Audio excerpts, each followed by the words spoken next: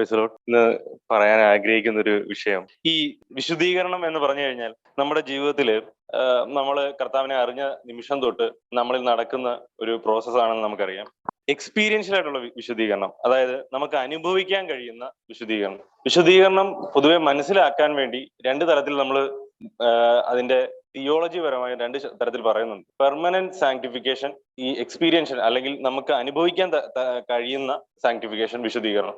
ഇപ്പോൾ അനുഭവിക്കാൻ കഴിയുന്ന തരത്തിലുള്ള വിശുദ്ധീകരണമാണ്, അല്ലെങ്കിൽ നമ്മൾ പലപ്പോഴും നമ്മുടെ ജീവിതത്തിൽ ചില കാര്യങ്ങൾ ദൈവം വിശുദ്ധീകരണത്തിനായി ചെയ്തു എന്ന് അത് മനസ്സിലാകുന്നത് നമുക്ക് അത് അനുഭവത്തിൽ വരുമ്പോൾ, അതിലൂടെ നമുക്കൊരു വിശ്വാസം വളർന്നു വരുമ്പോൾ, അല്ലെങ്കിൽ കർത്താവിന്റെ ഒരു ഇടപെടൽ ആ ലൈഫ് നമ്മളിൽ വെളിപ്പെട്ട് വരുന്നതോ, അങ്ങനെയൊക്കെ നമുക്ക് എക്സ്പീരിയൻസ് ചെയ്യുന്ന കർത്താവിന്റെ ലൈഫ്, ആ വിശുദ്ധി നമ്മുടെ ജീവിതത്തിലൂടെ നമ്മൾ എക്സ്പീരിയൻസ് ചെയ്യുന്ന ചില സാഹചര്യങ്ങളുണ്ട്. അപ്പോൾ ഈ എക്സ്പീരിയൻസ് ചെയ്യുന്നത് പലപ്പോഴും വളരെ ചുരുക്കമായ ചില സാഹചര്യങ്ങളിൽ മാത്രമേ, വളരെ സ്ലോ ആയിട്ടാണ് നമ്മുടെ ലൈഫിൽ നടക്കുന്നത്. നമുക്കറിയാം. ഇപ്പോഴും എന്റെ ഉള്ളിലും എന്റെ ഏറ്റവും കൂടുതൽ വേദനയും ഓരോ ദിവസവും എന്റെ ഒരു വെപ്രാളവും ഒരു പരവേശവും ഒക്കെ ഈ ലൈഫ് ഞാൻ എക്സ്പീരിയൻസ് ചെയ്യുന്ന കാര്യം പലപ്പോഴും എനിക്കൊരു വിഷമം വരാറുണ്ട്. എന്തുകൊണ്ട് ഇത് എനിക്ക് ഒരു കണ്ടിന്യൂസ് ആയിട്ട് എക്സ്പീരിയൻസ് ചെയ്യാൻ കഴിയുന്നില്ല? എനിക്ക് അതിന്റെ ഒരു സ്ഥിരത എന്തുകൊണ്ട് വരുന്നില്ല? ആ വിശുദ്ധിയുടെ ആ പ്രോഗ്രസ് എന്തുകൊണ്ട്, പ്രോഗ്രസീവായിട്ടുള്ള ഒരു വിശുദ്ധീകരണം ഡേ ബൈ ഡേ എപ്പോഴും നടക്കുന്നില്ല? അത് എപ്പോഴും നടക്കുന്നില്ല എന്ന് പറയുന്നതിന് അതൊരു തെറ്റുണ്ട്. നമ്മുടെ ലൈഫിൽ എപ്പോഴും വിശുദ്ധീകരണം നടക്കുന്നുണ്ട്, നമ്മൾ അറിയുന്നില്ല. അത് പെർമനന്റ് സാങ്ക്ടിഫിക്കേഷൻ എന്ന് പറയും. അതായത് നമ്മുടെ ഉള്ളില് നമ്മളെ ദൈവം നിത്യതയിൽ വിളിച്ചിരിക്കുന്ന ആ നിമിഷം തൊട്ട് നമ്മൾ ക്രിസ്തുവിന്റെ വിശുദ്ധിയിലേക്ക് ചേർക്കപ്പെടുന്ന ആ ഒരു ടൈം വരെ പെർമനന്റ് സാങ്ക്ടിഫിക്കേഷൻ കാലയളവാണ്. അത് നമ്മളെ ആ ഒരു കാര്യത്തെ വൃത്തിയാക്കാൻ വേണ്ടി, ഇപ്പൊ നമ്മളൊരു പാത്രം വൃത്തിയാക്കാനായിട്ട് മാറ്റി വെക്കുന്ന ആ ഒരു ടൈം തൊട്ട് അത് കംപ്ലീറ്റ് വൃത്തിയാകുന്ന ടൈം വരെയും അതൊരു ആ വൃത്തിയാക്കലിന്റെ പ്രോസസ്സിലാണ്. അപ്പോൾ നമ്മളൊരു സാങ്ക്ടിഫിക്കേഷൻ പ്രോസസ്സിലാണ്, പക്ഷെ നമ്മൾ എക്സ്പീരിയൻസ് ചെയ്യുന്ന ഒരു സാങ്ക്ടിഫിക്കേഷൻ, വിശുദ്ധീകരണത്തെ പറ്റിയാണ് ഞാൻ ഇവിടെ ഇന്ന് പറയാൻ ആഗ്രഹിക്കുന്നത്. അപ്പോൾ നമ്മൾ എപ്പോഴും ഇത് എക്സ്പീരിയൻസ്, എന്റെ ലൈഫിൽ, പേഴ്സണൽ ലൈഫിൽ ഞാൻ ഇത് എപ്പോഴും എക്സ്പീരിയൻസ് ചെയ്യില്ല. കർത്താവിനെ എപ്പോഴും അനുഭവിക്കാൻ കഴിയുന്നില്ല, അല്ലെങ്കിൽ തുടർച്ചയായിട്ട് അനുഭവിക്കാൻ കഴിയുന്നില്ല. ആ പ്രോഗ്രസ് ഉണ്ടാകുന്നില്ല. അനുഭവിക്കാൻ കഴിയുന്നുണ്ട്, പ്രോഗ്രസ് ഉണ്ടാകുന്നില്ല. അപ്പോൾ ഇതിന്റെ റിയാലിറ്റി എന്ന് പറഞ്ഞു കഴിഞ്ഞാൽ ഇത് വളരെ സ്ലോ ആയിട്ടാണ് നടക്കുന്നത് എന്നുള്ളത്. വിശുദ്ധീകരണം നമ്മളിൽ വളരെ സ്ലോ ആയിട്ടാണ്. ക്രിസ്തുവിന്റെ ക്യാരക്ടറിന്റെ വിശുദ്ധീകരണം എന്ന് ഞാൻ ഇവിടെ ഉദ്ദേശിക്കുന്നത് ക്രിസ്തുവിന്റെ സദൃശ്യത്തിലേക്കുള്ള നമ്മുടെ പ്രോഗ്രസ് ആണ്, ആ പുരോഗമനമാണ്. അതാണ് ഞാൻ ഉദ്ദേശിക്കുന്നത്. അത് നമ്മൾ എക്സ്പീരിയൻസ് ചെയ്യുന്നതാണ് ഞാൻ ഉദ്ദേശിക്കുന്നത്. അപ്പോൾ ആ ഒരു പുരോഗമനം സെക്കൻഡുകൾക്കുള്ളിൽ നമ്മൾ നടക്കുന്നുണ്ടോ? ദിവസങ്ങൾക്കുള്ളിൽ, ആഴ്ചകൾ, മാസങ്ങൾ, വർഷങ്ങൾ, ആ ഒരു കാലയളവ് നമ്മൾ നോക്കിക്കഴിഞ്ഞാൽ വളരെ സ്ലോ ആയിട്ടാണ് പോകുന്നത്, അല്ലെ? വളരെ സ്ലോ ആയിട്ടാണ് നമ്മൾ ആ ഒരു പ്രോഗ്രസിലേക്ക്, പുരോഗമനത്തിലേക്ക് നമ്മൾ കടക്കുന്നത്. ആദ്യം നമ്മൾ മനസ്സിലാക്കേണ്ട കാര്യം, നമ്മൾ വളരെ ബലഹീനരാണ് എന്നുള്ളതാണ്. നമുക്ക് ഇങ്ങനെ ഒരു ക്രിസ്തുവിന്റെ ലൈഫിലേക്ക് കടക്കാനുള്ള ഒരു സാധ്യതയും എന്റെ ഈ ശരീരത്തിൽ ഇല്ല എന്നുള്ളതാണ്.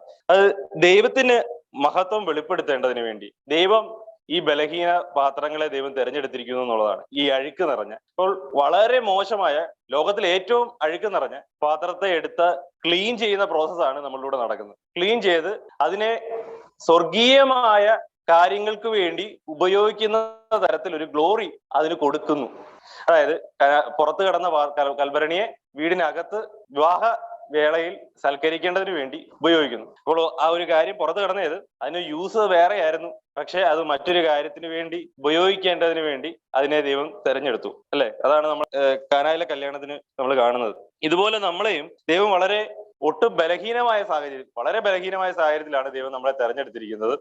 അത് ദൈവത്തിന്റെ മഹത്വത്തിനായിട്ടാണ് നമ്മളെ ആക്കിയിരിക്കുന്നുള്ളത്. അപ്പൊ ഇത് നമ്മുടെ ഉള്ള ക്ലെൻസിങ് പ്രോഗ്രസ് വളരെ സ്ലോ ആയിട്ടായിരിക്കും നടക്കുന്നത്. അപ്പോൾ ഈ സ്ലോ പ്രോസസ്സിൽ എന്തൊക്കെയാണ് നമ്മുടെ പ്രത്യാശ? എന്തിനാണ് ഇത് സ്ലോ ആയിരിക്കുന്നത് എന്നുള്ളതാണ് ഞാൻ നമ്മൾ ചിന്തിക്കാൻ ആഗ്രഹിക്കുന്നത്.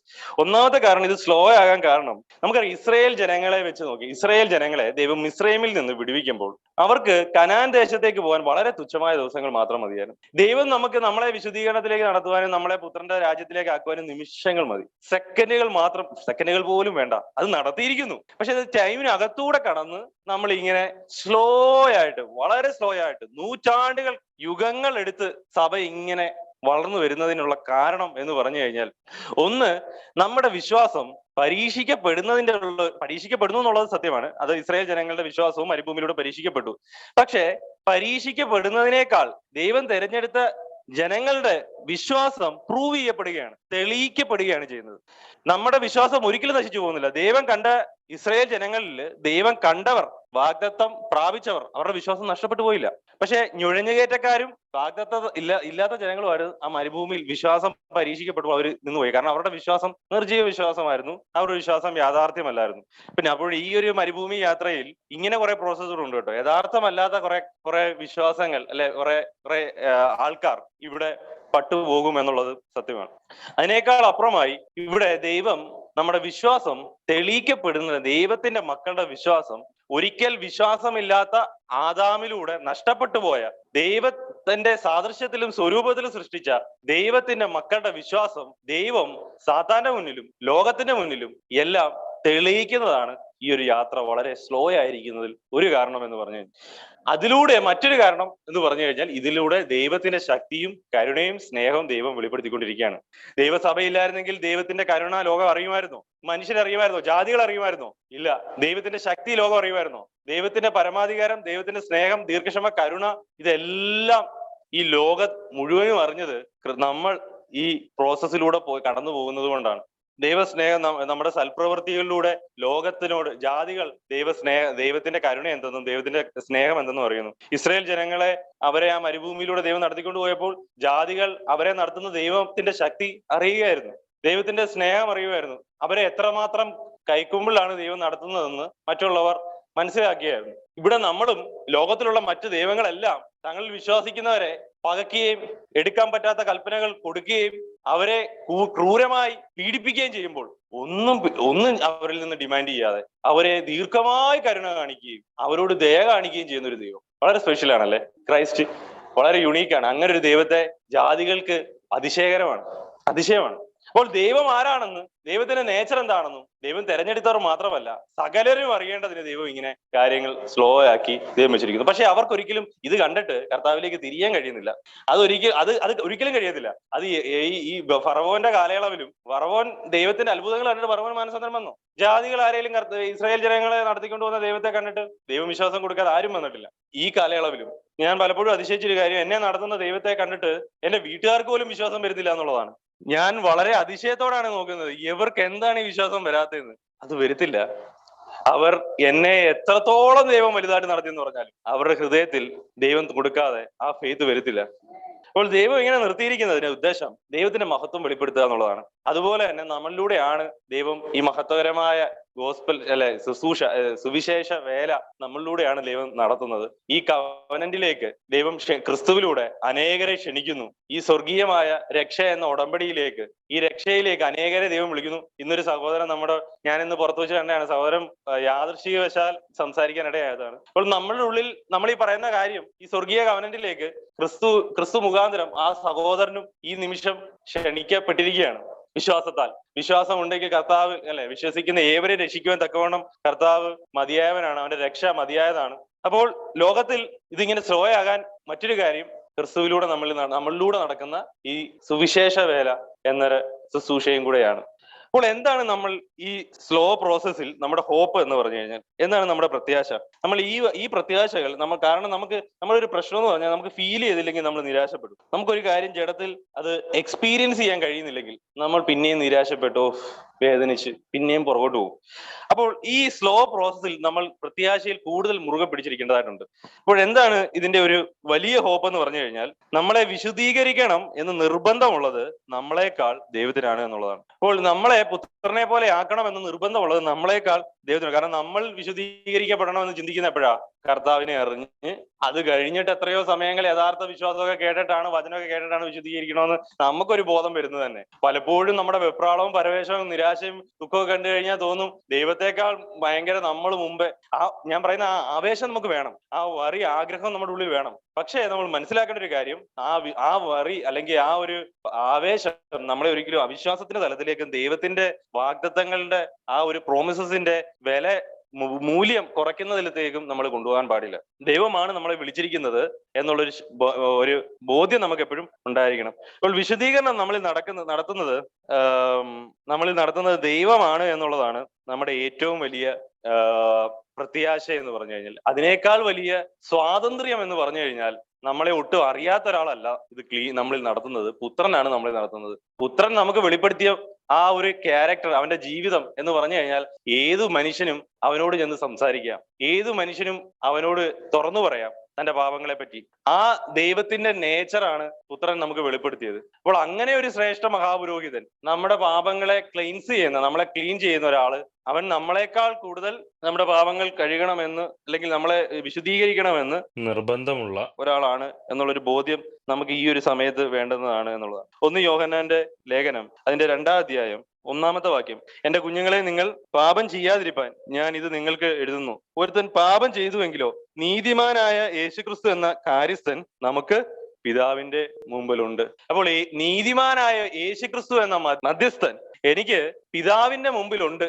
അതുപോലെ 1 യോഹന്നാന്റെ ലേഖനം തന്നെ അതിന്റെ 1:9 പറയുന്നു. അതിന്റെ ഒരു കണ്ടിന്യൂറ്റി ആയിട്ട് നമുക്ക് വായിക്കാൻ പറ്റുന്നത്: നമ്മുടെ പാപങ്ങളെ ഏറ്റു പറയുന്നുവെങ്കിൽ അവൻ നമ്മോട് പാപങ്ങളെ ക്ഷമിച്ച് സകല അനീതിയും പോക്കി നമ്മെ ശുദ്ധീകരിപ്പാൻ തക്കവണ്ണം വിശ്വസ്തനും നീതിമാനും ആകുന്നു. അപ്പോൾ എന്റെ പ്രത്യാശ എന്താണ്? എന്റെ ആശ്വാസം എന്താണ്? എന്നെ വിശുദ്ധീകരിക്കാൻ, എന്നെ പുത്രന്റെ സദൃശ്യത്തോട് മാറ്റുവാൻ നിർബന്ധമുള്ള ഒരാള് സ്വർഗത്തിൽ പിതാവിന്റെ വലതുവശത്ത് ഇരിപ്പുണ്ട്. അദ്ദേഹത്തോട് ഞാൻ എന്റെ പാപങ്ങൾ ഏറ്റു പറയുന്നുവെങ്കിൽ അവൻ എന്റെ പാപങ്ങളെ പോക്കി ശുദ്ധീകരിപ്പാൻ നീതിമാനും വിശ്വസ്തനുമാണ്. അവൻ ഒരിക്കലും ആ പ്രാർത്ഥന കൈക്കൊള്ളാതിരിക്കത്തില്ല. അത് അവൻ കേൾക്കുകയും അവന് മറുപടി നൽകുകയും ചെയ്യും. യോഹന്നാന്റെ സുവിശേഷം 17-ാം അധ്യായം 17-ാമത്തെ വാക്യം: ഞാൻ ലൗകികനല്ലാത്തതുപോലെ അവരും ലൗകികന്മാരല്ല, സത്യത്താൽ അവരെ വിശുദ്ധീകരിക്കണമേ, നിന്റെ വചനം സത്യമാണ്. അപ്പൊ കർത്താവിന്റെ പ്രാർത്ഥന എപ്പോഴും, ഇപ്പോഴും, സ്വർഗത്തിലും നമ്മളെ വിശുദ്ധീകരിക്കണമെന്നാണ്. അപ്പോൾ സൂപ്പർ നാച്ചുറൽ പ്രയർ അവിടെ സ്വർഗത്തിൽ നടക്കുന്നുണ്ട് നമ്മുടെ വിശുദ്ധീകരണത്തിന് വേണ്ടി. അതാണ് എന്റെ ഉറപ്പ് എന്ന് പറഞ്ഞു കഴിഞ്ഞാൽ. എന്റെ ഉറപ്പ്, ഞാൻ ഈ പ്രാർത്ഥിക്കുന്ന കേവലം പ്രാർത്ഥനകളല്ല വിശുദ്ധീകരണത്തിന് വേണ്ടി. ഞാൻ പ്രാർത്ഥിക്കുന്നുണ്ട് വിശുദ്ധീകരണത്തിന് വേണ്ടി പേഴ്സണലി. പക്ഷെ എന്നേക്കാൾ ശക്തമായ, എന്നേക്കാൾ പവർഫുൾ അധികാരമുള്ള ഒരു പ്രാർത്ഥന പിതാവിന്റെ വലതുവശത്ത് എനിക്ക് വേണ്ടി, എന്റെ വിശുദ്ധീകരണത്തിന് വേണ്ടി നടക്കുന്നു എന്നുള്ളതാണ് ഈ സ്ലോ പ്രോസസ്സിൽ എന്റെ പ്രത്യാശ. പ്രോസസ് വളരെ സ്ലോ ആണെങ്കിലും എനിക്ക് വേണ്ടി കർത്താവ് പ്രാർത്ഥിക്കുന്നുണ്ട് എന്നുള്ളതാണ്. അതുപോലെ നമുക്കറിയാം, റോമാലേഖനത്തിൽ പറയുന്നുണ്ട്, ആത്മാവ് താൻ ഉച്ചരിച്ചുകൂടാത്ത ഞരക്കങ്ങളാൽ ദൈവത്തോട് പക്ഷപാതം പറയുന്നുണ്ട്. അപ്പൊ ആത്മാവും എനിക്ക് വേണ്ടി, പുത്രനെ പോലെ എന്നെ ആക്കാൻ വേണ്ടി ദൈവത്തോട് പ്രാർത്ഥിക്കുന്നുണ്ട്. അപ്പോൾ എന്റെ ഉറപ്പ് ഞാൻ എത്ര പ്രാർത്ഥിക്കുന്നു എന്നുള്ളതല്ല, എനിക്ക് വേണ്ടി ദൈവം പുത്രൻ പ്രാർത്ഥിക്കുന്നു, എൻ്റെ ഉള്ളിൽ ഇരുന്ന് ദൈവത്തിന്റെ ആത്മാവും പ്രാർത്ഥിക്കുന്നു എന്നുള്ളതാണ്. അതുപോലെ തന്നെ ഈ മരുഭൂമി യാത്രയിൽ, ഇതൊരു മരുഭൂമി യാത്രയാണ്. ഇസ്രായേൽ ജനങ്ങളെ ദൈവം കടത്തിക്കൊണ്ട് പോകുന്നത് കാണുന്നത് നമ്മളെ ദൈവം നടത്തുന്നതിന്റെ ഒരു നിഴലായിട്ട് നമുക്ക് കാണാൻ കഴിയും. പാപത്തിന്റെ അടിമത്തം എന്ന് പറയുന്ന, പഴയ നിയമത്തിൽ നമുക്ക് ഫറവോന്റെ അടിമത്തത്തിലായിരുന്ന അവരെ ദൈവം വിളിച്ചോണ്ട് വന്നു, അവരെ മരുഭൂമിയിലൂടെ നടത്തി. നമ്മളെ ഈ ലോകമാകുന്ന മരുഭൂമിയിലൂടെ ദൈവം നമ്മളെ നടത്തുന്നു. അപ്പോൾ നടത്തുമ്പോൾ ഇതിന്റെ ദൂരം നമ്മളെ വല്ലാതെ, നമ്മുടെ മനസ്സിനെ കലക്കുന്നു. അവരുടെ മനസ്സ്, അവർ മരുഭൂമിയിലെ ദൂരം കാരണം അവരുടെ മനസ്സ് കലങ്ങി. അവർ മോശയോടും ദൈവത്തോടും പെറുപെറുത്തു എന്നാ പറയുന്നത്. നമ്മുടെ ഈ യാത്രയുടെ ദൂരം വല്ലാതെ നമ്മളെ മനസ്സ് കലക്കുന്നുണ്ട്. ഞാൻ പലപ്പോഴും ചിന്തിക്കാറുണ്ട്, ദൈവമേ എന്തിനാ ഇങ്ങനെ അധികം നാളെ ഇങ്ങനെ നിർത്തിയിരിക്കുന്നത്? എന്നെ കർത്താവിന്റെ അടുത്ത് എനിക്ക് വന്ന ഓരോ ദിവസം ഞാൻ കർത്താവിന്റെ അടുത്ത് പോകണം. ഈ ദൈർഘ്യം കൂടുതലാണ്. കാരണം 20, ഇനിയിപ്പോ 25, ഇനി 30, 50 ചിന്തിക്കുമ്പോ ഇനിയും കിടക്കുന്നല്ലോ ഇത്രയും കാലം എന്ന് പറയുന്നത്. തമാശ പറഞ്ഞു. അപ്പോഴ് അതിങ്ങനെ ഇത്രയും കിടക്കുകയാണല്ലോ, ഇനിയും ഇത്രയും ദൂരം സഞ്ചരിക്കണമല്ലോ കർത്താവിന്റെ അടുക്കൽ വരാൻ എന്നുള്ളത്. അത് നമ്മളെ എന്നെ പേഴ്സണലി ഭയങ്കര മനസ്സിൽ വേദന ഉണ്ടാക്കുന്നുണ്ട്. ഇനി നിങ്ങളെ ചിലപ്പോൾ അതൊന്നും ആയിരിക്കത്തില്ല, നമ്മുടെ ജീവിത സാഹചര്യങ്ങൾ തന്നെ ആയിരിക്കും പലതും നമ്മുടെ മനസ്സിനെ കലക്കുകയും നമ്മളെ വേദനിപ്പിക്കുകയും വിഷമത്തിലാക്കുകയും ചെയ്യുന്നു. അപ്പൊ എന്തിനാണ് ഇതൊക്കെ നമ്മുടെ ജീവിതത്തിൽ ഇങ്ങനെ വളരെ സ്ലോ ആയിട്ടിരിക്കുന്നത്? ഇവിടെ നമ്മൾ ദൈവത്തിന്റെ വിശ്വാസവും ദൈവത്തിലുള്ള പ്രത്യാശയും കൂടുതൽ മനസ്സിലാക്കി അതിൽ കൂടുതൽ ഉറയ്ക്കുക എന്നുള്ളതാണ് ഇതിങ്ങനെ സ്ലോ ആയിരിക്കാനുള്ള കാരണം പ്രൂവ് ചെയ്യപ്പെടുകയാണ് നമ്മുടെ വിശ്വാസം അതിലൂടെ. ദൈവം നമ്മളിലൂടെ മഹത്വം എടുക്കുകയാണ്. അപ്പോൾ ഞാൻ പറയാണ്, ഇത്രയും മഹത്വം എടുത്താൽ മതി, പെട്ടെന്ന് വിളിച്ചോ. പൗലോസ് അതാ പറഞ്ഞത്, ഞാൻ ജീവിക്കുന്നെങ്കിലും മരിക്കുന്നതിലും മഹത്വത്തിനായി തീരണം എന്ന് പറഞ്ഞു. ഇപ്പൊ ജീവിച്ചാലും മഹത്വം ഉണ്ട് അവിടെ ദൈവത്തിന്. ഞാൻ ദൈവത്തിന്റെ മഹത്വത്തിന് വേണ്ടിയാണ് ജീവിക്കുന്നത്. ഈ ലോക ജീവിതത്തിൽ പുത്രൻ അന്വേഷിച്ചത് പിതാവിന്റെ മഹത്വമായിരുന്നു, നമ്മളും അന്വേഷിക്കുന്നത് ദൈവത്തിന്റെ മഹത്വമാണ്. അപ്പോൾ ദൈവത്തിന്റെ മഹത്വം എന്നിലൂടെ എടുത്തത് മതി എന്നാണ് ഞാൻ പറയുന്നത്. അപ്പോൾ അതാണ് നമ്മൾ അവിടെ അറിയാതെ പറഞ്ഞു. നിരാശ വരുമ്പോഴും നമ്മൾ ദൈവത്തിന്റെ മഹത്വത്തെയാണ് മലിനപ്പെടുത്താൻ നോക്കുന്നത്. പിശാചും അതാ ശ്രമിച്ചുകൊണ്ടിരിക്കുന്നത്. നമ്മളിലൂടെ ദൈവം ദൈവം എടുക്കുന്ന മഹത്വം അത് ഇല്ലാതാക്കാൻ പിശാചു ശ്രമിച്ചുകൊണ്ടിരിക്കുന്നു. നമ്മുടെ വിശ്വാസത്തിലൂടെ ദൈവത്തിന് കിട്ടുന്ന മഹത്വം, നമ്മുടെ പ്രത്യാശയിലൂടെ ദൈവത്തിന് കിട്ടുന്ന മഹത്വം, നമ്മുടെ സ്നേഹത്തിലൂടെ, നമ്മൾ വ്യാപരിക്കുന്ന സ്നേഹത്തിലൂടെ ദൈവത്തിന് കിട്ടുന്ന മഹത്വം. അപ്പോൾ ഇവിടെ എല്ലാം ദൈവത്തിന്റെ നാമവും കൂടെ വിശുദ്ധീകരിക്കപ്പെട്ടുകൊണ്ടിരിക്കുകയാണ്. ഞാനിത് നേരത്തെ പറഞ്ഞിട്ടുണ്ട്. ഇസ്രായേൽ ജനങ്ങൾ ദൈവത്തിന്റെ നാമത്തെ വിശുദ്ധീകരിക്കുന്നതിനെ പറ്റി അവർ കൺസേൺ അല്ലാതെ അവർ ദൈവത്തോട് എതിർത്തു എന്നാണ് പറഞ്ഞത്. എങ്ങനെയാണ് അവർ ദൈവത്തിന്റെ നാമത്തെ വിശുദ്ധീകരിക്കുന്നത്? ഈ പ്രത്യാശയിലൂടെയും ഈ ദൈവത്തിലുള്ള വിശ്വാസത്തിലൂടെയാണ്. ഇങ്ങനെ ഒരു ദൈവം വേറൊരു ദൈവമില്ല. അപ്പൊ ആ നാമം എന്ത് ചെയ്യാണ്? മാറ്റപ്പെടുകയാണ്, മറ്റുള്ളവരിൽ നിന്ന് സെപ്പറേറ്റഡ് ആയിപ്പെടുകയാണ്, സെറ്റ് അപ്പാർട്ട്, സെപ്പറേറ്റഡ് ആകുകയാണ്. അങ്ങനെയാണ് ദൈവത്തിന്റെ നാമം നമ്മളിലൂടെ വിശുദ്ധീകരിക്കപ്പെടുന്നത്. ജാതികളുടെ ഇടയിലും മറ്റു ദൈവങ്ങളുടെ ഇടയിൽ നിന്ന് എല്ലാം വ്യത്യസ്തമായി യേശു ക്രിസ്തു മാറി നിൽക്കുന്നു. അതെങ്ങനെ മനസ്സിലായി? എവരുടെ ജീവിതത്തിലൂടെ ഞങ്ങൾക്ക് മനസ്സിലായി യേശു ക്രിസ്തു ജീവിക്കുന്ന ദൈവമാണ്. അപ്പോൾ ദൈവം നമ്മളിൽ ചെയ്യുന്ന ഈ പ്രോസസ് സ്ലോ ആയിരിക്കുന്നതിനകത്ത് ദൈവത്തിന്റെ മഹത്വം എന്ന ഒരു കാര്യമുണ്ട് എന്നുള്ളതാണ്. ഇനി എന്തൊക്കെയാണ് ഈ സ്ലോ മരുഭൂമി ഈ യാത്രയിൽ നാം മനസ്സിലാക്കേണ്ട കാര്യങ്ങൾ എന്നുള്ളത്? 4 കാര്യങ്ങളുണ്ട് എനിക്ക് മനസ്സിലായത്. എനിക്ക് കിട്ടിയ കൃപയുടെ അറിവിനനുസരിച്ച് ഞാൻ പറയുന്ന കാര്യമാണ്. 4 അല്ലാതെ കൂടുതൽ ഉണ്ടായിരിക്കാം. ഞാൻ ഇന്ന് നിങ്ങളോട് പറയാൻ ഉദ്ദേശിക്കുന്ന 4 കാര്യങ്ങൾ. ഒന്ന്, പാപത്തോടുള്ള നമ്മുടെ യുദ്ധമാണ്. ഈ പാപത്തോടുള്ള യുദ്ധം എന്ന് പറഞ്ഞാൽ പാപം എന്ന് പറഞ്ഞാൽ അത് മരണം തന്നെയാണ്. മരണത്തിന്റെ തത്വം നമ്മളിൽ വ്യാപരിക്കുന്ന മരണത്തിന്റെ തത്വത്തോട് നമുക്കൊരു പോരാട്ടമുണ്ട്. ആത്മാവിൽ നമുക്ക് അതിനോട് ഒരു പോരാട്ടമുണ്ട്. ദൈവത്തിന്റെ ആത്മാവിനാൽ നമ്മൾ വിശ്വാസത്താൽ ഇതിനോട് പോരാടുന്നുണ്ട്. ബൈ ഗ്രേസ് ത്രൂ ഫെയ്ത്ത് നമ്മൾ ഇതിനോട് പോരാടുന്നുണ്ട്. അപ്പോൾ ഈ പോരാട്ടത്തിൽ നമ്മൾ കുഴഞ്ഞു പോയേക്കാം. നമ്മൾ നമ്മുടെ മാനുഷിക എഫേർട്ടിലേക്ക് നോക്കുമ്പോൾ നമ്മൾ കുഴഞ്ഞു പോകും. നമ്മൾ ഡിപ്രസ്ഡ് ആവും. എനിക്ക് മടുത്തു, ഇനി എനിക്ക് പറ്റുന്നില്ല. ഞാൻ എന്തുമേ പ്രാർത്ഥിച്ചു, എന്തുമേ ഉപവസിച്ചു, പ്രസംഗങ്ങൾ കേട്ടു, മെസ്സേജുകൾ കേട്ടു, ഒരു വളർച്ചയില്ല.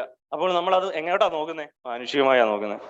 എന്നാൽ വിശ്വാസത്താൽ നമ്മൾ നടത്തുന്ന ഒരു പ്രവൃത്തിയാണ്. ഇതിനോടൊരു ജയം എനിക്കുണ്ട്, ദൈവം അത് വാഗ്ദത്തം ചെയ്തിട്ടുണ്ട്, അത് അവൻ നടത്തിക്കും എന്നുള്ളതാണ് നമ്മളവിടെ മനസ്സിലാക്കേണ്ടത്. പക്ഷേ നമ്മൾ അവിടെ നിരാശപ്പെട്ടു പോകുന്നു.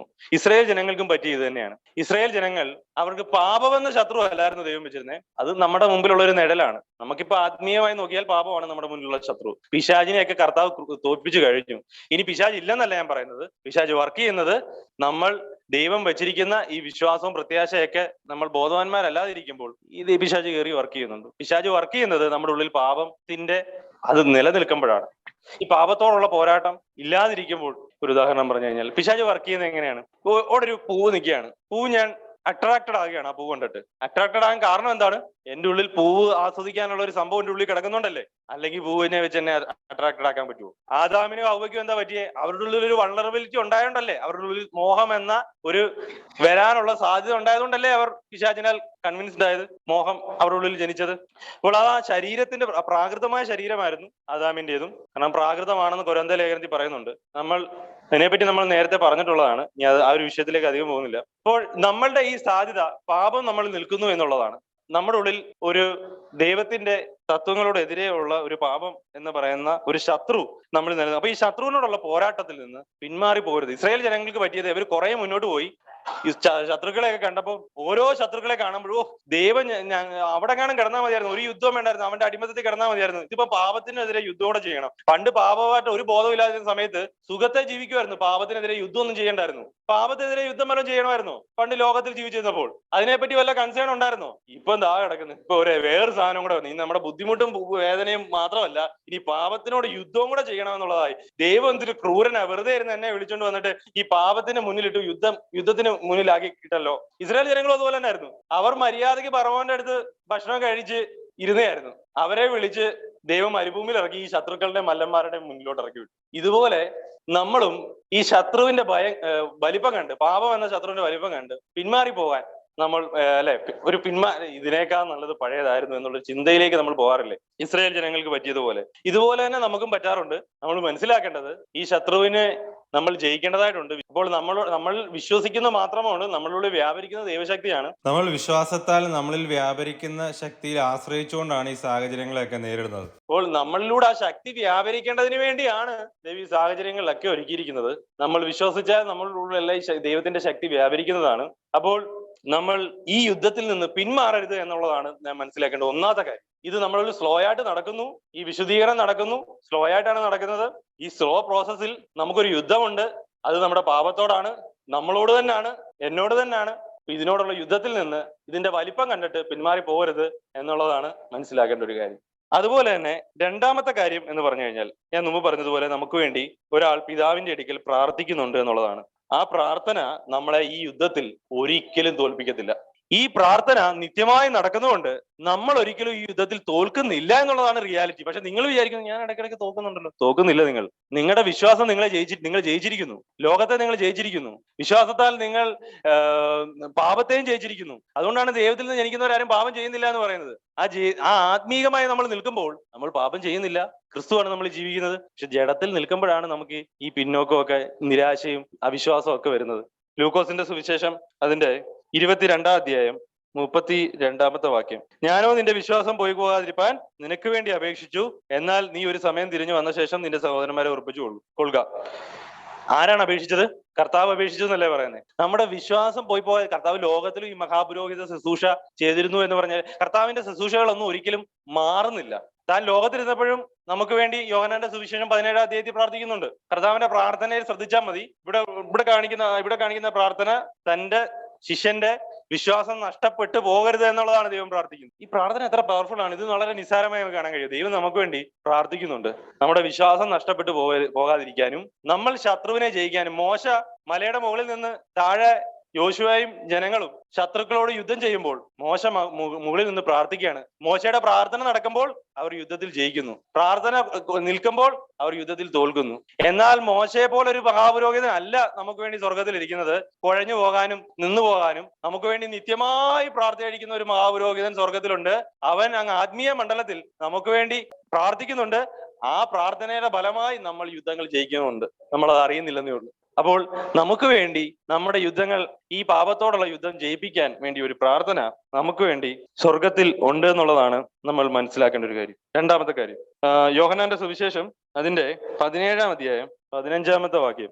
ഇവിടെ കർത്താവിന്റെ ഒരു പ്രാർത്ഥന നമുക്ക് കാണാൻ കഴിയും. അവരെ ലോകത്തിൽ നിന്ന് എടുക്കണമെന്നല്ല, ദുഷ്ടന്റെ കയ്യിൽ നിന്ന് അകപ്പെടാതെ വേണം അവരെ കാത്തുകൊള്ളണമെന്നത്രേ ഞാൻ അപേക്ഷിക്കുന്നത്. കർത്താവ് നമ്മളെ പലപ്പോഴും ദുഷ്ടന്റെ കെണിയിൽ നിന്നും അവന്റെ തന്ത്രങ്ങളിൽ നിന്നും നമ്മളെ വിടുവിക്കുന്നുണ്ട്. നമ്മൾ അത് അറിയുന്നില്ല എന്നുള്ളതേ ഉള്ളൂ. പല സാഹചര്യങ്ങളിലും കർത്താവ് നമ്മളെ ഈ ദുഷ്ടന്റെ കെണിയിൽ നിന്നും അവൻ്റെ തന്ത്രങ്ങളിൽ നിന്നും അവൻ നമ്മളെ വശീകരിക്കുന്നതിൽ നിന്നും നമ്മളെ സംരക്ഷിക്കുന്നതിലൂടെയാണ് നമ്മൾ പലപ്പോഴും വീഴാതെ നിൽക്കുന്നവരായി തീരുന്നത്.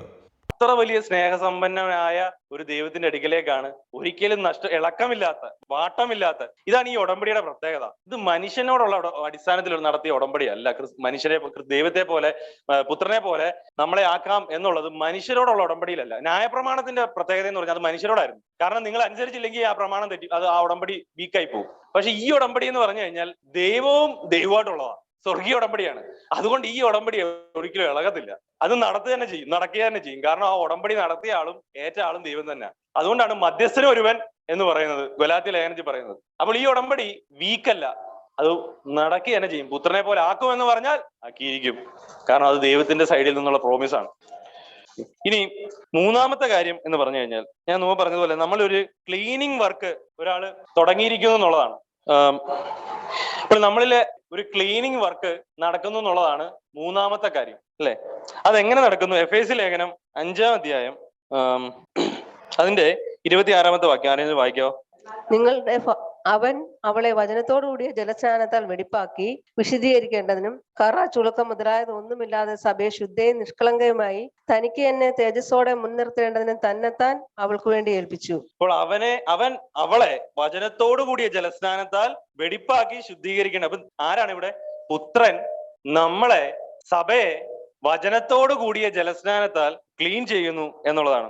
ഇനി വേറൊരു കാര്യം എന്ന് പറഞ്ഞാൽ, ഈ പുത്രന്റെ ഈ പ്രവൃത്തിക്ക് നിസ്സാരമായ ഒരു വികാരമല്ല പുത്രനുള്ളത്. തീക്ഷണമേറിയ വികാരമാണ് നമ്മളെ ക്ലീൻ ചെയ്യുന്നതിനുള്ള പുത്രന്റെ വികാരം എന്ന് പറഞ്ഞു കഴിഞ്ഞാൽ. കാരണം കർത്താവ് പറയുന്നുണ്ട് യോഹന്നാന്റെ സുവിശേഷത്തിൽ, അവന്റെ ആലയത്തെ പറ്റിയുള്ള എരിവ് എത്ര വലുതാണ് എന്ന് പറഞ്ഞു. നമ്മൾ ആരാണ്? ദൈവത്തിന്റെ ആലയമല്ലേ? നമ്മൾ ദൈവത്തിന്റെ ആലയമാണ്. അപ്പോൾ പുത്രന് പിതാവിന്റെ ആലയത്തെ പറ്റി എത്ര എരിവുണ്ട്. അത് ക്ലീൻ ആക്കണം എന്നുള്ളത്, അത് വെടിപ്പായി തിളങ്ങി നിൽക്കണമെന്ന്, അഴുക്ക് ലവലേശമില്ലാതെ അത് പ്യൂറായി മനോഹരമായി തിളങ്ങണമെന്ന് പുത്രൻ എത്രത്തോളം ആവേശം കാണും, പാഷൻ കാണും. ആ പാഷനാണ് നമ്മൾ എവിടെ കാണുന്നത്? ക്രൂശിൽ കാണുന്നത്. തന്റെ ആ പാഷനാണ് നമ്മൾ ക്രൂശിൽ കാണുന്നത്. നമ്മുടെ പിതാവിന്റെ ആലയം ഒരുക്കാൻ ഞാൻ പോകും, നിങ്ങൾക്ക് വേണ്ടി വാസസ്ഥലം ഒരുക്കാൻ, അല്ലെ? നമുക്ക് ആ വാസസ്ഥലം ഒരുക്കാൻ വേണ്ടി പോകുന്നു എന്നുള്ളതാണ് കർത്താവ് യോഹന്നാന്റെ സുവിശേഷം 14-ാം അധ്യായത്തിൽ പറയുന്നത്. പിതാവിന്റെ അടുക്കൽ നമുക്ക് അനേക വാസസ്ഥലങ്ങളുണ്ട്. അത് വേറൊരു അർത്ഥത്തിലാണ് അത് പറയുന്നത്. എങ്കിലും നമ്മൾ ദൈവത്തിന്റെ ആലയമാണ് എന്നും നമ്മുടെ ഉള്ളിൽ പിതാവും പുത്രനും പരിശുദ്ധാത്മാവും ത്രിയേക ദൈവം വാസം ചെയ്യുന്നുവെന്നും ആ ആലയത്തെ പറ്റി പുത്രന് എരിവുണ്ട് എന്നും നമ്മൾ വചനം കാണാൻ കഴിയുന്നു. ആ എരിവ് നിമിത്തമാണ് കർത്താവ് ആലയത്തെ വൃത്തികേടാക്കുന്ന കണ്ട ആൾക്കാരെ ചമ്മട്ടിയും എല്ലാം അടിച്ച് തെറിപ്പിച്ചത്. എനിക്ക് എപ്പോഴും ഉള്ള ഒരു ധൈര്യം, എന്നെ ഏറ്റവും കൂടുതൽ തൊട്ട ഒരു ഭാഗമാണ് ഈ യോഹന്നാന്റെ സുവിശേഷം. കർത്താവ് ആലയത്തെ ക്ലീൻ ചെയ്യുന്നത്. ഞാൻ അവന്റെ ആലയമാണ്, അവൻ നല്ല എരിവോടുകൂടി അവൻ എന്നെ ക്ലീൻ ചെയ്യുന്നുണ്ടെന്നുള്ളതാണ് എൻ്റെ ഉറപ്പ്. സങ്കീർത്തനം അതിന്റെ 51 അധ്യായം 7 മതി. ഞാൻ ഇവിടെ ദാവീദ് ദൈവത്തോട് പാപം ഏറ്റു പറയുന്നതാണ് കാണാൻ കഴിയുന്നത്. ഈ ദാവീദിന്റെ ഈ കൺഫെഷൻ, പാപം ഏറ്റു പറയുന്ന പ്രാർത്ഥനയിൽ നമുക്ക് പുതിയ നിയമത്തിന്റെ ഒരു കാണാൻ കഴിയുന്നുണ്ട്. പുതിയ നിയമ വെളിപ്പാടുകളിലൂടെ നമുക്കത് കാണാൻ കഴിയുന്നുണ്ട് ദാവീദിന്റെ ഈ സങ്കീർത്തനത്തിലൂടെ. ഇവിടെ ദാവീദ് പറയുന്നത് ഈസോപ്പ് കൊണ്ട് എന്നെ ശുദ്ധീകരിക്കണമെന്നാണ്, അല്ലെ? ഇത് പണ്ട് ആൾക്കാര് ഈ പഴയ നിയമത്തിൽ അവരെ ശുദ്ധീകരണത്തിന് വേണ്ടി ഉപയോഗിച്ചിരുന്ന ഒരു സാധനമാണ്, ഒരു മെറ്റീരിയലാണ്. പുതിയ നിയമത്തിൽ ഒരു സോപ്പ് ഉണ്ട്, അറിയോ? അതെ, രക്തമാണ്. അത് നമ്മൾ എഫേസ്യ ലേഖനം 5:26 അടിസ്ഥാനത്തിൽ നമ്മളത് കാണുവാണെങ്കിൽ അത് യേശുവിന്റെ രക്തം നമ്മളെ ഒരിക്കലായി ശുദ്ധീകരിച്ചു എന്നാണ് വചനം പറയുന്നത്, അല്ല സോറി, ബൈബിൾ പറയുന്നത്. വചനം നമ്മളെ ഡേ ബൈ ഡേ ക്ലെൻസ് ചെയ്യുന്നുണ്ട്, അല്ലെ? നമ്മുടെ ഈ ഒരു എക്സ്പീരിയൻഷ്യൽ ആയിട്ടുള്ള ഒരു പ്രോഗ്രസ്സിൽ വചനം നമ്മളെ ഡേ ബൈ ഡേ ക്ലീൻ ചെയ്തുകൊണ്ടിരിക്കുന്നുണ്ട്. അപ്പോൾ ഇവിടെ ഈ സോപ്പ് എന്ന് പറഞ്ഞു കഴിഞ്ഞാൽ എന്താണെന്നറിയോ? ഞാൻ ഒരു ഉദാഹരണം പറയാണ് കേട്ടോ. സോപ്പ് ഉപയോഗിച്ച്, വചനം എന്ന സോപ്പ് ഉപയോഗിച്ച് സോപ്പും വെള്ളം ഒഴിപ്പിച്ചൊരു സാധനം നമ്മൾ ക്ലീൻ ചെയ്യത്തില്ലയോ? അതുപോലെ വചനം എന്ന സോപ്പ് ഉപയോഗിച്ച് ദൈവം നമ്മളെ നേരത്തേക്ക് ക്ലീൻ ചെയ്യും. വെള്ളം ദൈവത്തിന്റെ ആത്മാവിനാൽ അത് പതക്കപ്പെടുകയും അത് ക്ലീൻ ആകുകയും ചെയ്യും. അപ്പൊ അങ്ങനെ ഒരു പ്രോസസ്സ് നമ്മുടെ ഉള്ളിൽ ദൈവം ചെയ്യുന്നുണ്ട്. ഇത് ഞാനൊരു മനസ്സിലാക്കേണ്ട ഉദാഹരണം പറഞ്ഞതാണ്. ആ ഒരു ക്ലീനിങ് പ്രോസസ്, വൃത്തിയാക്കുന്ന, ഇത് നമ്മുടെ ഉള്ളിൽ നിത്യതയിലേ തുടങ്ങിയിരിക്കുന്നു.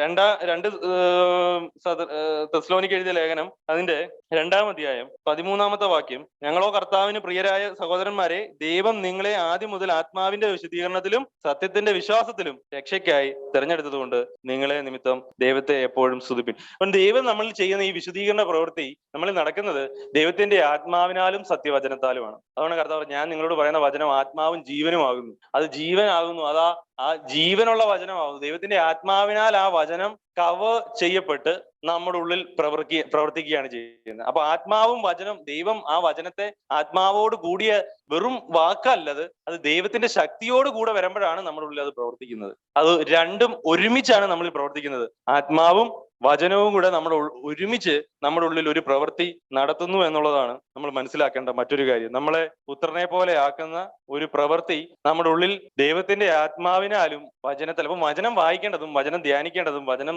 കേൾക്കേണ്ടതും വളരെ ഇമ്പോർട്ടന്റ് ആയിട്ടൊരു കാര്യമാണ്. അത് ക്ലെൻസിങ്ങിന്റെ ഒരു ഭാഗമാണ്. നമ്മൾ വചനത്തിലൂടെയാണ് വചനത്തിലൂടെ ആത്മാവിലൂടെയാണ് കഴുകപ്പെടുന്നത്. നമ്മൾ വചനം വായിച്ചിട്ട് ഈ വചനം വെച്ച് നിങ്ങൾ ക്ലെൻസ് ചെയ്യാൻ നിന്ന് കഴിഞ്ഞാൽ ആത്മാവിന്റെ ശക്തി ഇല്ലാതെ നിങ്ങൾക്ക് ക്ലെൻസിങ് നടക്കത്തില്ല. അതുകൊണ്ട് തിയോളജിയും ഡോക്ടറിനും ഒന്നും നമ്മളെ പുത്രന്റെ സദൃശ്യത്തിലൂടെ മാറ്റത്തില്ല. നമ്മളെ സദൃശ്യത്തിലൂടെ മാറ്റണമെങ്കിൽ നമുക്ക് ദൈവത്തിന്റെ ആത്മാവിന്റെ ശക്തി വേണം. മെസ്സേജ് കേട്ടുകൊണ്ട് എന്താ മാറാത്ത എന്ന് ചോദിച്ചു കഴിഞ്ഞാൽ അതാണ് ഇതിന്റെ കാരണം.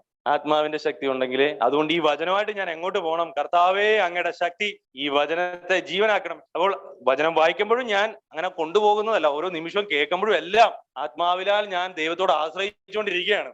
ഇത് രണ്ടുകൂടാണ് എന്നിൽ പ്രവർത്തിക്കുന്നത്. ഇത് രണ്ടുകൂടാണ് എന്നെ ക്ലെൻസ് ചെയ്തുകൊണ്ടിരിക്കുന്നത്. എന്നാലേ പതയത്തുള്ളൂ. അല്ലെ സോപ്പ് മാത്രം ഇങ്ങനെ ഉരച്ചു വെച്ചാൽ അത് പതയത്തില്ല, അത് ക്ലീൻ ആകത്തില്ല. വെള്ളവും കൂടെ വേണം. വെള്ളം അതിന്റെ പുറത്ത് ഒഴിക്കുമ്പോഴേ അത് പതഞ്ഞ് നമുക്ക് അഴുക്ക് പോകത്തുള്ളൂ. കാലങ്ങളായി സോപ്പ് പറ്റി പിടിച്ചിരിക്കുന്ന ആൾക്കാർ നമ്മുടെ ഇടയിലുണ്ട്. ഒരിറ്റ് വെള്ളം പോലും വീണ്ടില്ല, അതുകൊണ്ട് അത് പതയത്തില്ല. അത് അവിടെ തന്നെ ഇരിപ്പുണ്ട് അഴുക്കിളകാതെ. നമ്മളുൾപ്പെടെ എല്ലാവർക്കും പലയിടങ്ങളിൽ അങ്ങനെയൊക്കെ സംഭവിച്ചിട്ടുണ്ട്. എന്നാലും ദൈവത്തിന്റെ കൃപയിലേക്കും ആത്മാവിന്റെ ശക്തിയിലേക്കും നമ്മൾ ആശ്രയിക്കും തോറും ദൈവവചനം നമ്മളിൽ ജീവനാകുകയും നമ്മളെ അത് പുത്രന്റെ സദൃശ്യത്തിലേക്ക് രൂപാന്തരപ്പെടുത്തുകയും ചെയ്യും എന്നുള്ളതാണ്. 4-ാമത്തെ കാര്യം, ഇതാണ് ഏറ്റവും ശ്രേഷ്ഠവും ഉറപ്പുള്ള കാര്യം. നമ്മൾ പറഞ്ഞ കാര്യം തന്നെയാണ്. ദൈവം താൻ വാഗ്ദാനം ചെയ്ത കാര്യങ്ങൾ നിറവേറ്റുവാൻ ദൈവം വിശ്വസ്തൻ എന്ന് നമ്മൾ എപ്പോഴും ഓർക്കേണ്ടതാണ്. അതാണ് നമ്മൾ ആദ്യം പറയുന്നത്. ദൈവം ഇതൊക്കെ നിറവേറ്റി. ഈ പറഞ്ഞ കാര്യം, ക്ലീനിങ് ആണേലും പിന്നെ എന്താണ്, പ്രാർത്ഥനയാണേലും എല്ലാം ദൈവം ചെയ്യുന്നു എന്നുള്ളത് എനിക്ക് വേണ്ടി ദൈവം പ്രാർത്ഥിക്കുന്നുണ്ട്. അപ്പോൾ ഞാൻ വിശ്വാസത്തിലാണോ? എനിക്ക് വിശുദ്ധീകരണം നടക്കുന്നില്ലല്ലോ, എന്നിലൊരു മാറ്റം ഇല്ലല്ലോ, ഞാൻ വിശ്വാസത്തിലല്ലേ, ഞാൻ വീണ്ടും ജനിച്ചതല്ലേ എന്നൊക്കെയുള്ള നിരാശപ്പെടുന്ന ഒരുപാട് ആൾക്കാർ നമ്മുടെ ചർച്ചയിൽ തന്നെ ഉണ്ട്. ഞാൻ ഇതൊക്കെ കേട്ട് എനിക്കും വിഷമം വന്നിട്ടുണ്ട്.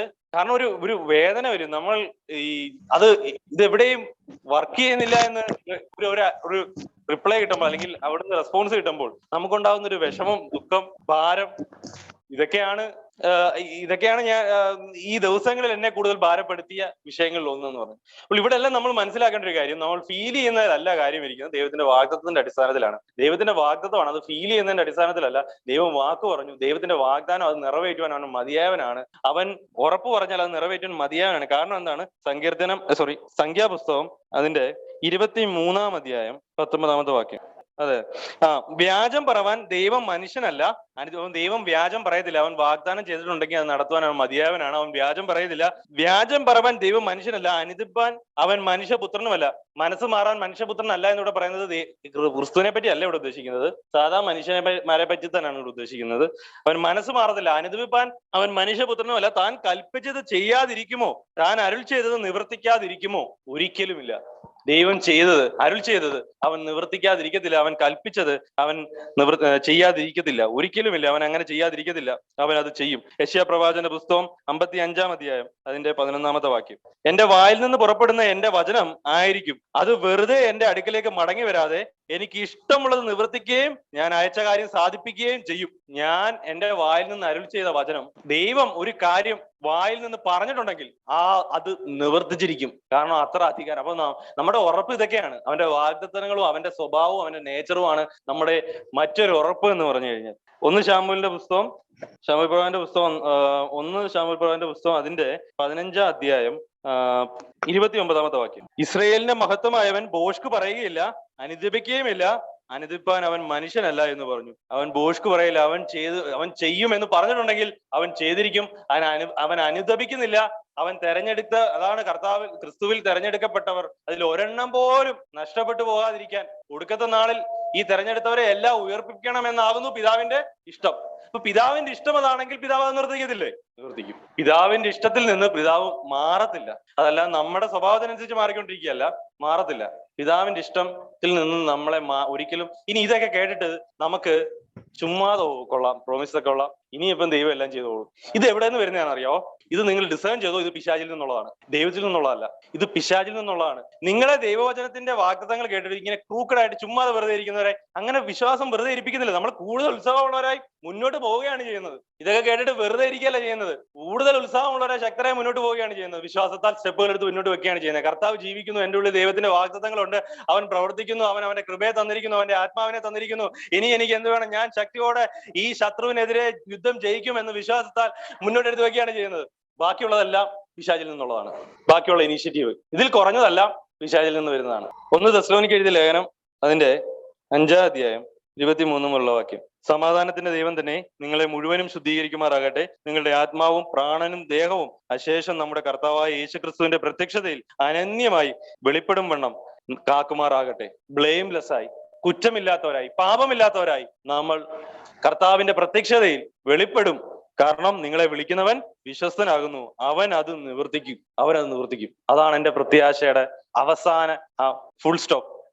എന്റെ ആശ്വാസം, എന്റെ ഉറപ്പ്. ദൈവം വാഗ്ദത്തം ചെയ്തിരിക്കുന്നു, അവൻ അത് നിവർത്തിക്കും, അവൻ വിശ്വസ്തനാണ്. അപ്പോൾ നാം ഈ സ്ലോ പ്രോസസ്സിൽ മനസ്സിലാക്കേണ്ട കാര്യങ്ങളാണ് ഇതെല്ലാം. ക്രിസ്തു ജീവിക്കുന്നില്ല എന്നല്ല, നിങ്ങൾ അത് അനുഭവിക്കുന്നില്ല എന്നുള്ളതിന്റെ തെളിവ്. നമ്മൾ ജീവിക്കുന്നു, അത് നമ്മളിൽ നടക്കുന്നു, അവൻ നമ്മളിൽ പ്രവർത്തിക്കുന്നു. അവൻ പ്രവർത്തിക്കുന്നില്ല എങ്കിൽ, നിങ്ങൾക്ക് തോന്നുമെങ്കിൽ നിങ്ങളൊന്ന് ചുറ്റിനും നോക്കിയേ. കർത്താവ് മരിച്ചു ഉയർത്തെഴുന്നതിന് ശേഷം ഇന്ന് വരെയും ലോകത്തിൽ സംഭവിച്ച ആ ക്രിസ്തീയ സഭയ്ക്ക് സംഭവിച്ച മാറ്റങ്ങൾ, അനേകർ ക്രിസ്തുവിന്റെ നാമം നിമിത്തം മരിക്കപ്പെട്ടു, അനേകർ ലോകം ഉപേക്ഷിച്ചു, കർത്താവിന്റെ സുവിശേഷം നിമിത്തം ചവിട്ടും നിന്നയും പരിഹാസവും അനുഭവിച്ചു. തന്റെ ലോകം അവർക്ക് വേണ്ട എന്ന് അവർ എണ്ണി, ലോകം അവർക്ക് യോഗ്യമല്ല എന്ന് അവർ എണ്ണി, ലോകം വേണ്ട, ലോകത്തെ അവർ വെറുത്തു. എന്തിനു വേണ്ടി? യേശു ജീവിക്കുന്നില്ലെങ്കിൽ എന്താണ് അവരുടെ പുറകിലുള്ള വികാരം? എന്താണ്? ക്രിസ്തു ജീവിക്കുന്നു, അവൻ നമ്മളിലൂടെ ഇനിയും ജീവിക്കും. അതിനായി നമ്മൾ കൂടുതൽ പ്രത്യാശയും ഉത്സാഹമുള്ളവരായി, കൂടുതൽ ഉറപ്പോടെ മുന്നോട്ട് പോകുവാൻ ദൈവം നമ്മളെ സഹായിക്കും. സ്തോത്രം.